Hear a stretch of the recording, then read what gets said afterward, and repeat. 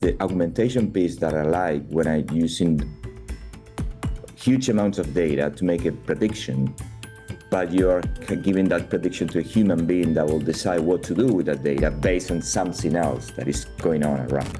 How do you think that CEOs can implement AI ethically in their companies while they're still driving businesses for success? It's like your phone right now when it's giving you answers. It's like my car that drives itself.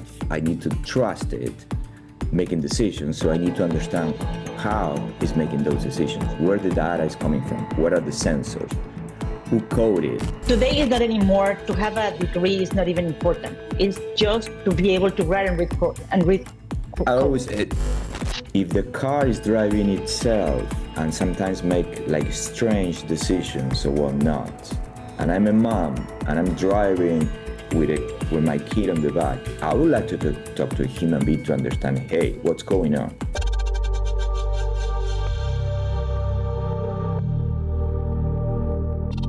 Welcome to the Tech4Sight Podcast, where we bring together the brightest minds, pioneering CEOs, disruptors, and visionaries. Our goal today is to uncover the insight, strategies, and forward-thinking ideas that will shape our future.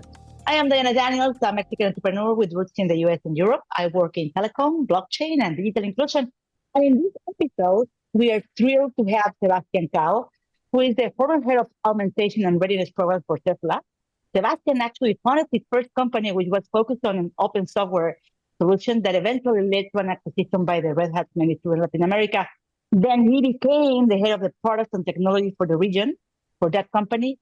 And Seba's moonshot is to solve worldwide problems through technology and AI. Sebastian, thank you so much for joining us today. Thank you for having me. It's a pleasure. Well, let's start with the big picture.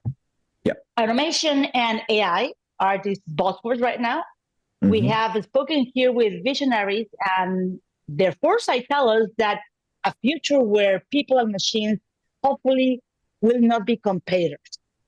And so I'm just actually in our previous episode, one of our foresighters told us that by 2030, almost everything, if not everything, or I mean, almost everything will be automated. So when we say today that AI and automation, what do they truly mean for the future of industries over the next 5 years, let's say by 2030? What industries you think that will be disrupted first? Yeah, I mean, obviously it's a really hard thing to tell. Everyone is giving their own projections and kind of telling the future. I will say that everything that it's too repetitive and that is you are using data to make a decision, that will be probably the first place that we'll see automation. Because I think that's the key thing, right? It's no human is going to make decisions better and faster with a lot of data than a computer. If you have a whole bunch of data, you're trying to find patterns and things and make decisions out of that data, then a computer will do that faster for sure. So I see this, and there's a but. Okay, I like the but. I think that's the difference. If the decision is not only on the data, but you have something called judgment, meaning there's something else. There's experience. You're making a decision based on another human being that's on the other side of the camera or just on the other side of the table or something like that. And there's something else that you need to take into account, reading physical cues, touching you, talking to you. Then I think with the judgment, hopefully, no one will do that better than humans. So we can get into that. That's the augmentation piece that I like when I'm using huge amounts of data to make a prediction, but you're giving that prediction to a human being that will decide what to do with that data based on something else that is going on around. And that's the judgment piece. Yeah. I love this because then that gives you a very clear idea of that collaboration between humans and machines. And while automation, it's kind of like the thinking process is to reduce labor costs. I see what you define as augmentation can offer a higher payoff, if we unlock these capabilities. what do you think it will be more profitable, and what business models should CEOs explore today to enhance this augmentation? Yeah, I would say we are all, I mean, obviously a headline that talks about reducing costs and laying off people by AI, which clickbait. I mean, it's more, everyone would freak out and will actually read about it than talking about not reducing costs, but increasing productivity. So let's say that you have two clerks that are doing, I don't know, insurance approvals or bank tellers or whatever it is that is a little bit, you have a little bit of data coming from what happened before with that person or your cohort of persons of customers in a way. But you're also talking to that particular customers and deciding whether to do X or Y or not. So you have the prediction and the judgment both. Let's say by getting better with the data, with AI and doing like a copilot and assistant, you make that person be 50% faster in making the decision. So now your team is 15% more productive. 50% more productive. Let's put it, could be 15, 50, whatever it is. Yeah. That team is more productive. So the headline, your headline could be you're laying off half of the team. That could be one option because your team is, one person is doing what the previous you needed two person before. That could be your option. The other option is you take that person, the extra person, and you give them more work so you can go after more market. So you're doing only insurance in Spain or California or Argentina, Brazil, right? And now you're using that extra person to try to sell insurance in 4 other new countries. So rather than onboarding 30 customers, you are onboarding 60 with the same team. Exactly. So you can go after more business. You can go after more customers. You can go after more countries or markets. And I said that's another way of looking at the increase in efficiency, let's put it that way, or productivity, instead of just saying, okay, you have been laid off because you only need one person to do the job. So there's a twist. There's a different way to look at it. Yeah, and I completely get it. So AI is crucial. We spoke already about automating also what has been defined like high risk job, like disaster relief or firefighting, right? But do we also risk creating a false sense of security by relying too much on AI in critical life-threatening situations? What safeguards do you believe that leaders should implement to ensure that this AI complements for this human decision making in these scenarios? What do you think? I love it. I think the key word there is trust. And that was one of my biggest discussions with a lot of engineers at different companies. Is even though you might be, it's like your phone right now when it's giving you answers, it's like my car that drives itself. I need to trust it making decisions. So I need to understand how it's making those decisions, where the data is coming from, what are the sensors, who coded. I mean, if it is making a decision, what is that? So, as I mentioned, I love this. This is the Police. This is 1988. Ghost in the Machine. This is a 1981 album music that I love from the Police. But I keep wearing this T-shirt with a lot of AI engineers and discussion. And this is a phrase that called "Ghost in the Machine" back in the day in '81. But it's a phrase that had been used many years before. It's there's something, this machine doing something with all 10, like we had that idea when ChatGPT was released. This is magic, right? It's actually thinking. It's not thinking. It's just mathematically making predictions about what's the next word that you should use. But you need to explain the ghost in the machine. You need to explain people why it's making decisions. So getting back to your question, it shouldn't be a black box. That is a really concept that we use in software. You need to explain why and how it's making those decisions. I think that's key. So for life-threatening situations, we need an autopilot from a plane. If you're flying from Europe to half of or 3/4 of the flight, the plane is flying itself. Yeah. But the autopilot has been tested, documented, trained the pilots to take over. Everyone understands how the plane flies itself. We need to do the same with AI. And that's a big difference that I'm seeing right now, because now it's an arms race between the models, and I see some companies not showing exactly how their models are being produced.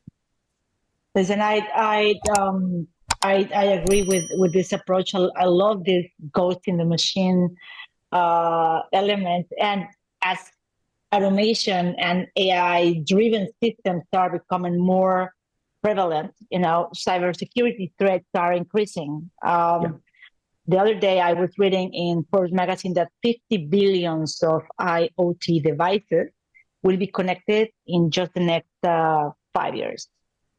So we, for instance, in the telco industry, we're working in solutions that are adding AI and blockchain in order to secure networks.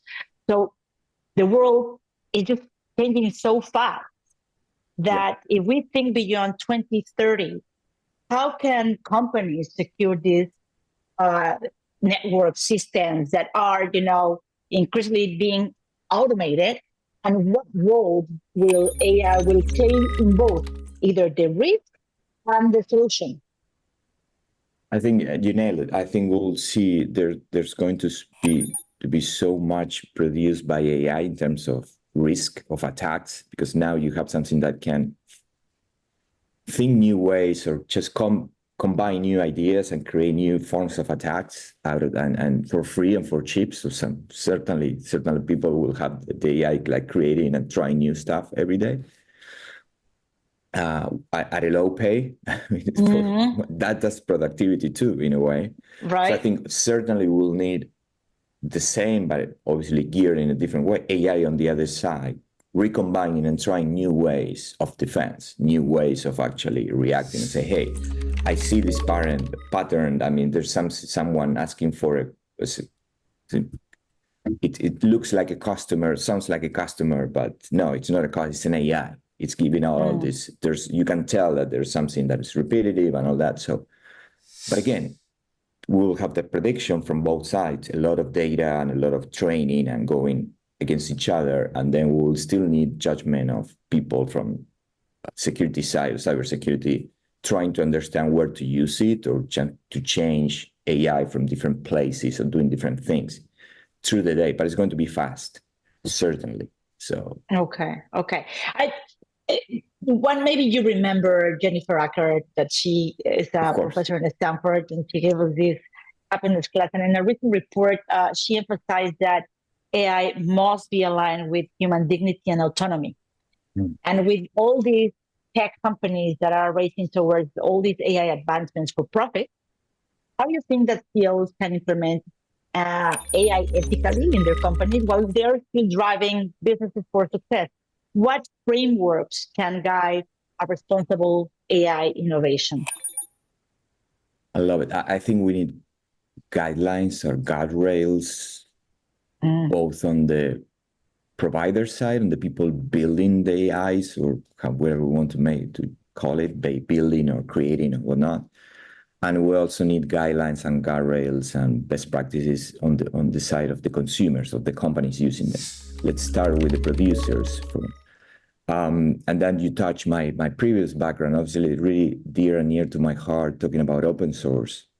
I spent most of my career working on open source software in Latin America because I thought it would be being open, meaning more accessible and with a lower acquisition cost to a region that really needed a lot. So we needed a lot of resources and a lot of development, so developing regions. So I think open source will play a critical role in AI. And then again, it's the ghost in the machine. You need to see it. You need to look at the code and see who trained that, what was the data being used to train, how much bias, because there's always bias embedded in the model, by how much and what type of bias. If you can see it or you can sense it, then you can make something against it. That's for sure. One of the things that I was sharing the other day, I had a TEDx talk in Madrid that nice. I was very happy to be, and we were talking about human creativity, and we're leaving too many decisions to the AI. Do you think that there is, what is this risk that is making us overly, dependent on AI? And what is the role of AI in shaping our creativity? I think, 100%. 100%. I think, 100%. reliance on technology to the detriment of our original thoughts, because AI might be taking over, especially models like ChatGPT. They might be taking over what we were thinking. So I wonder what is the role that CEOs should play in ensuring that AI is fostering innovation rather than just stiffen it, rather than making it so hard. One of the topics that I was, sharing in this TED Talk is that today, for instance, if you ask me for a phone number, I don't remember any phone number any longer because it's in our phone. And well, let me tell you that AI is technology. So, and this is these memory muscles that we're not exercising because it's solved by technology. And AI again is a technology that is solving many things that will help us maybe not to think too much. So this innovation side, how do we make sure that AI is fostering it rather than making it stop? It's a discussion of our times. We're certainly going to lose. We're certainly losing some of the mental muscles that we used to know. Again, when you were a kid, when I were a kid, I knew 10, no more than 10, but 10 phone numbers. My families and a few friends by heart. I mean, because I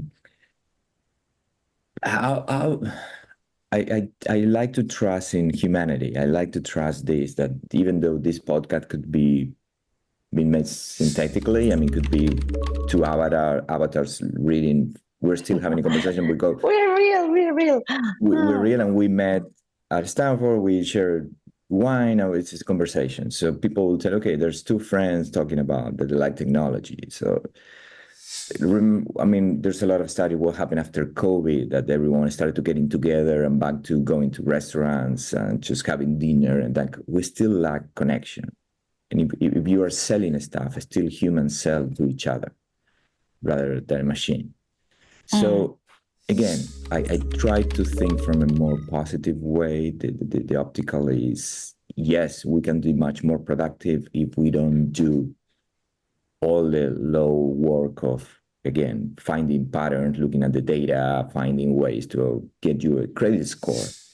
It will be easier by AI. But then if we need to give you a big credit, and I want to understand who you are as a human being and your family, and if you're going to pay it back or not, then still I will rely on my judgment in a way.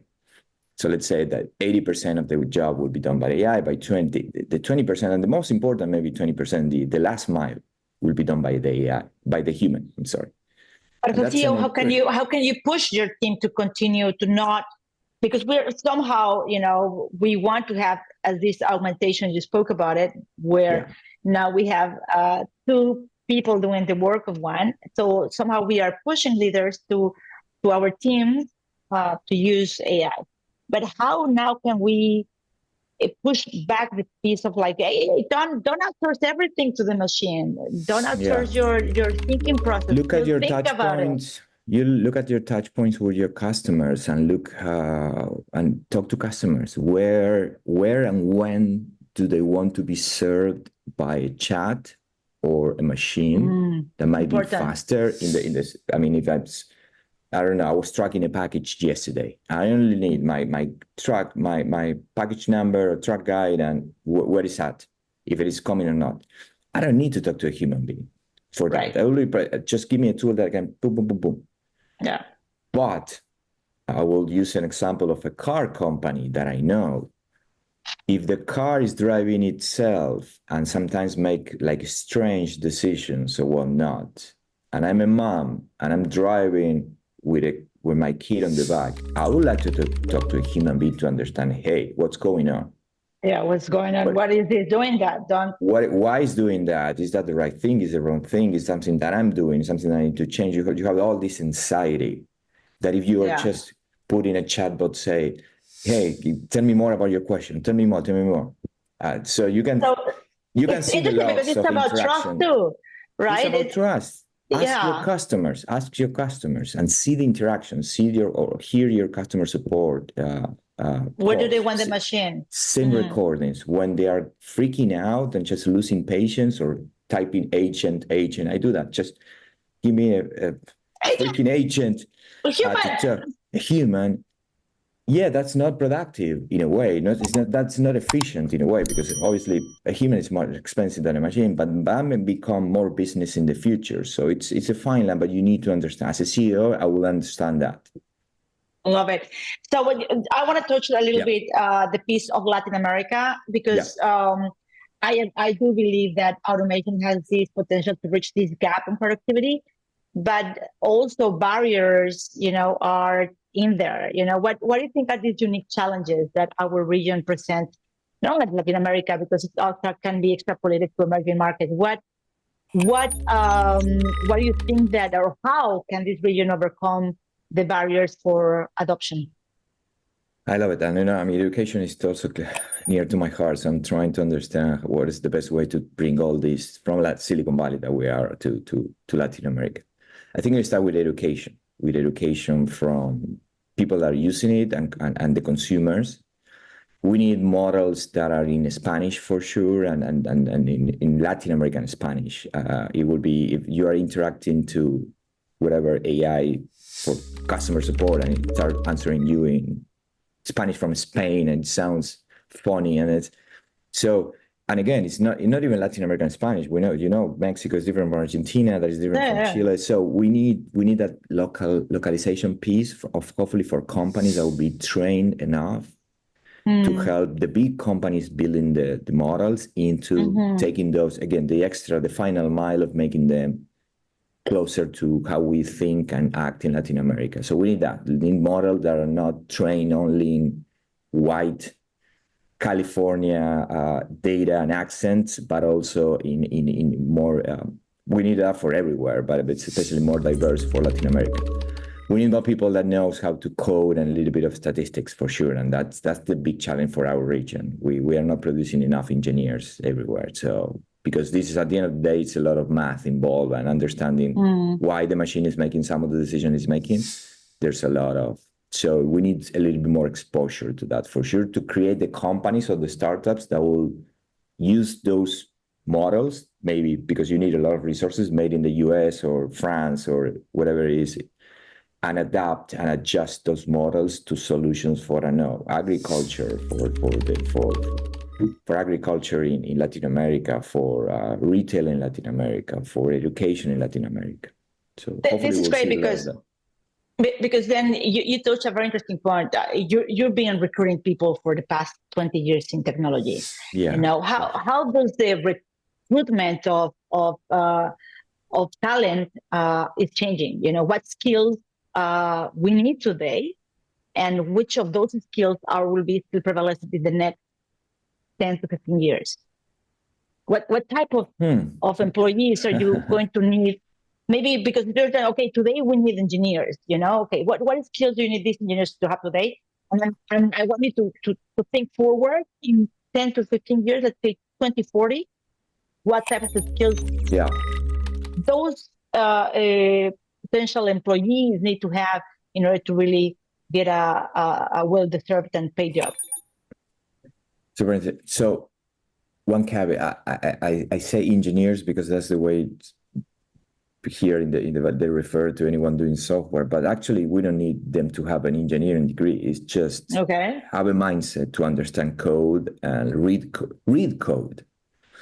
So this is very interesting. You tell me today is not anymore to have a degree is not even important. It's just to be able to write and read code I always, a degree will give you the experience and maybe some other tools, and will be well-rounded. You will give you another kind of tools. But right now, you need to understand, because code is more and more being written by AI right now with all these co-pilots and all the things. So we still need to read the code, understand, okay, what's going on here? Do I like this code? Do I don't like it? Is there any way to do it differently?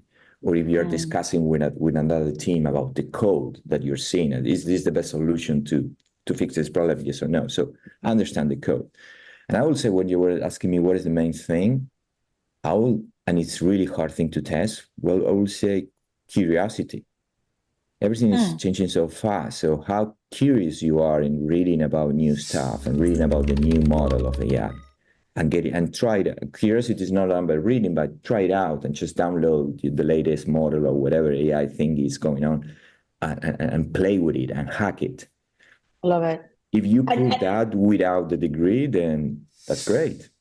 Come on in. so for employees, curiosity is a skill that is needed today that it will continue to be important in, let's say, by 2040. Now, what about the boss? What about the leaders? What skills would top leaders they need to develop and then to continue to be relevant, not only to continue to have a job in the future, but also to for their companies to continue to be relevant in 2040? What is that skill that is needed? That's a big question. If we have the perfect answer, we should create a consultancy team and just sell that because we see business model. Let's gonna bottle it up and sell it. Why not? This is what you will need in 2040. Okay.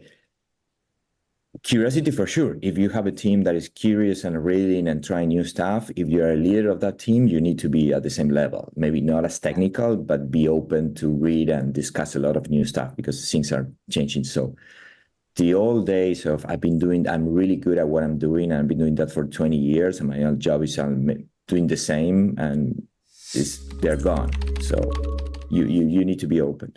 And I will again say empathy. If we are discussing what is the boundary between the AI and the human, the augmentation piece, and I keep telling, know your customers, understand your customers, understand what's the kind of interaction they will like. There's a lot of empathy. There's a lot of product management in a way of go sit with your customers, see what they're using. If they're using the AI, look at how they're using the AI, which devices, if they're frustrated or not, if they would like to have a human being or not. And be curious about that interaction. Good leaders who will understand this is the best solution that we are building, that we are blending humans and machines and AI, and those are going to be successful. I really love this. If you lose the train of AI, you'll be out of the market. If you overuse it, you will be out of the market too, because you'll be like, an AI-powered company, and no one will like to work with you or interact with you. Yeah, we cannot lose the human element. I would love us to have some more fun.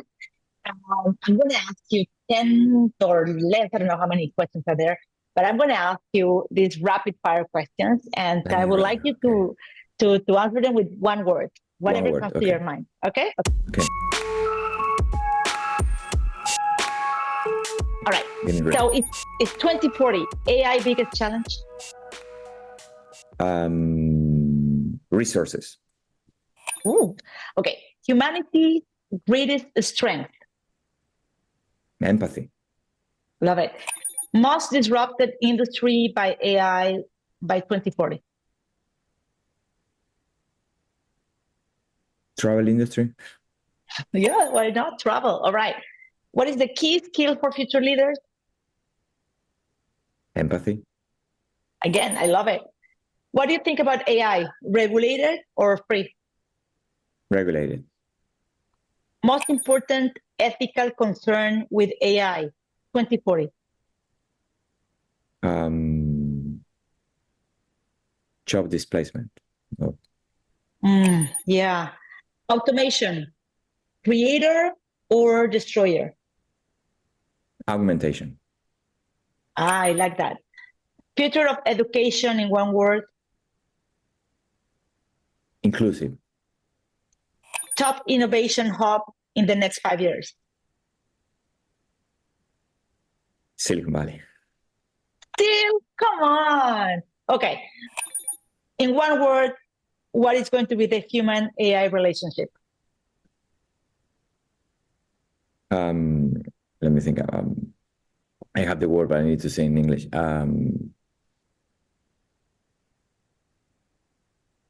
Harmonious. Harmonious. I like that. All right, Sebastian. Well, this has been super enlightening conversation. I am so thankful that you've been sharing with us your foresight on automation and AI and augmentation, more than automation. And before we wrap up, I would like for you to share, we have aspiring entrepreneurs, we have current CEOs that probably want to leverage this AI augmentation very efficiently. What would be that one piece of advice that you wish someone will give it to you earlier in your career that you want to pass on today? Know your customer. understand them. I love this word of empathy. Get out of the keyboard on the screen and go and understand your customer. I think that's important. Oh, yeah, it's super. It's like wear the shoes of your customer.